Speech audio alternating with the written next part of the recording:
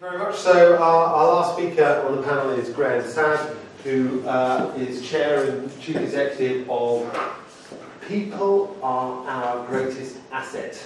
Oh. I've got it right. Thank you very much. Thank you. Thank you. Do I need this or happy? Can you hear me? The back? Yeah. Yeah. Well, I'm here a bit under false pretenses. I came here and have listened to all of the deep and technical stuff about data and the legal requirements and who's doing what to whom.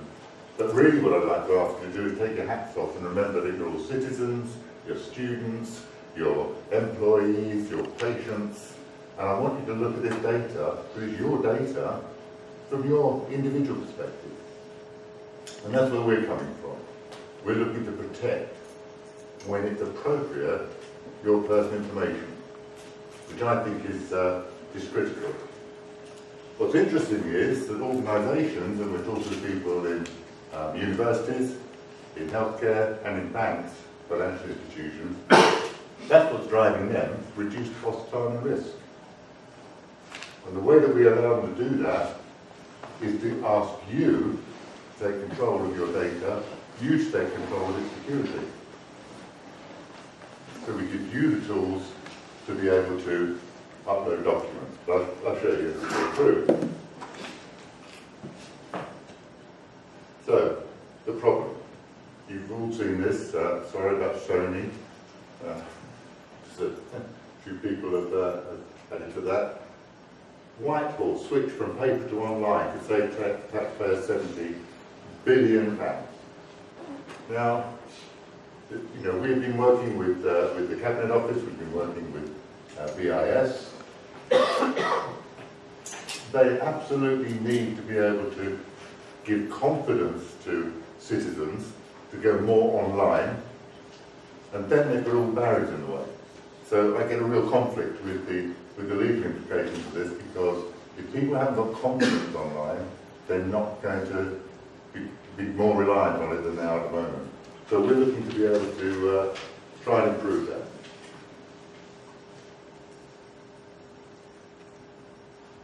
As I've said, cost, time, lots of errors, makes reporting and compliance difficult. So once again, you're in charge of your data, you're the best person who knows your information. We give you the tools to enable you to keep it up to date and accurate. What they found in various research is that by having control over the distribution and the sharing of your personal information, that individuals are prepared to give 9 times more than they give when they're forced to give it, when they're not confident about the stewardship. So actually we will share more information when we know we've got control and we can keep it up to date. You can see the sort of attitude of individuals, not of the law, not of companies, not governments, but this is the attitude of people who are concerned about this, and I think that there's a big opportunity here to provide them with what we call the your antisocial network, which you would use alongside normal means of communication. We've got a lot of businesses. You've heard about people like the darknet. We've got hearing lately more of corporations, large organisations, turning to the dark net because they have to have security. This is not a nice to have. This is not them trying to hide anything. But there are a lot of laws which require the next CEO of a public company when you are absolutely required to control the distribution of information. You can't send an email. You don't have control over it. So we're looking towards this trusted relationship management, and it's about more business. This is good for business. It's good for us as individuals, it's good for the organisations.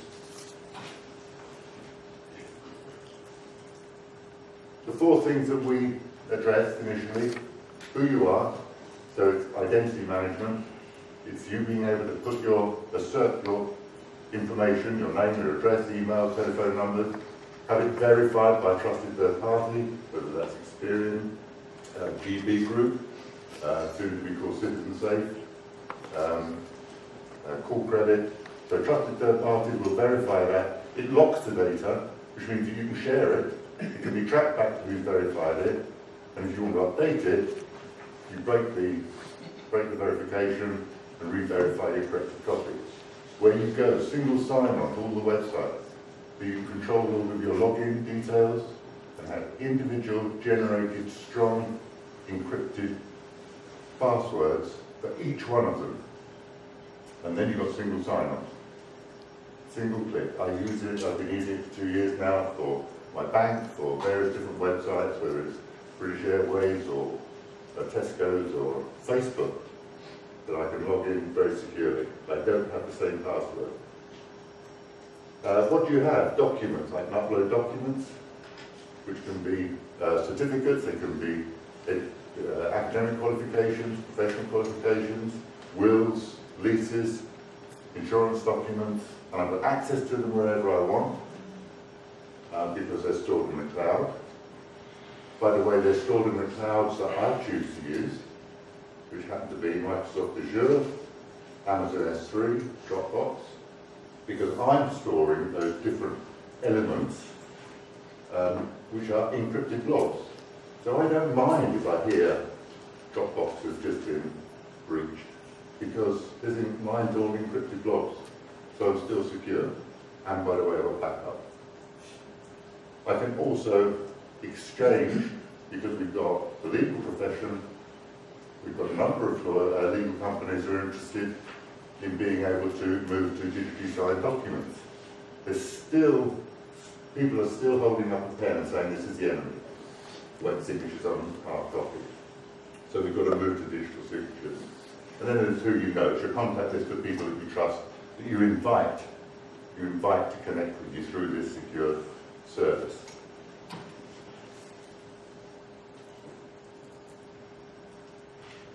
So we provide personal data stores. I'm repeating really what we said earlier. Confidence and trust can be achieved if you apply those.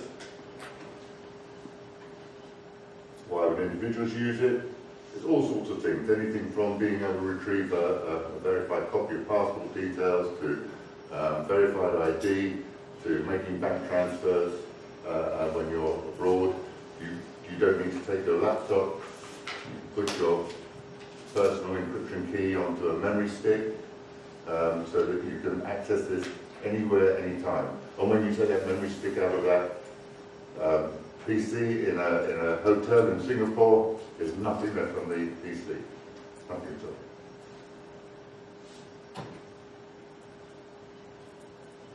Why us? Why PAOGA? We don't provide you with a data store, a data locker. We provide you with an infinite number of digital safe deposit boxes, each one of which individually and uniquely encrypted, each one stored where you want it to be stored. If you have registered and you are using Box, for example, that will automatically come up on the list of your chosen storage places. Each one's uniquely encrypted. Encrypted containers, as I said, are stored as encrypted blobs. You've got an audit trail of everything that you've done, of what, when, and with whom you've shared any information, or personal data, or documents. And your private and public keys are generated by you on your device. We do not have a copy of them, so don't lose them. But we do tell you how to make your copies, which you can keep in a safe or give to your solicitor, or you can nominate a key buddy, which could be your partner or a company secretary if it's a business operation. So, but we have no access to your data at all, which raises some interesting questions, which of course have been discussed today. The only information we have about you is your name, your email address, and your mobile phone number for SMS alerts. Because again, absolutely agree, this is not a one-size-fits-all. You can choose various levels of security you can put, depending on the importance of the data you're storing.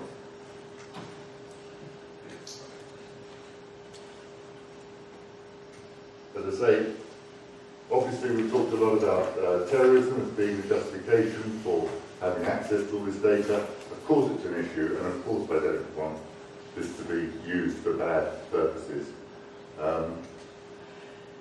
always been under the impression, and I'm learning today, perhaps not justified, that there's a backdoor access. If there's not, I'm delighted, but there seems to be an enormous amount of data breaches in the US. David Cameron recently spoke about backdoor strategy and encryption. I don't really understand how you can put encryption, how you can put that genie back in the bottle. I do not understand, because people would just turn to the darknet, as I say, as organisations are doing. And the EU seems more respectful, the EU laws about privacy, from where we've been sitting. And I think that the benefits to you as individuals and 99.9% of the population of being able to determine when you want to be private and when you want to be public is a right. You know, the issue about human rights has only come up very lightly in today's conversations. And I think that it's very important if we want people to move to this method of communication. I asked you earlier to take your hat off. I'll show you that this is from the EU. You may well have seen it, but you'll be pleased that I only asked you to take your hat off.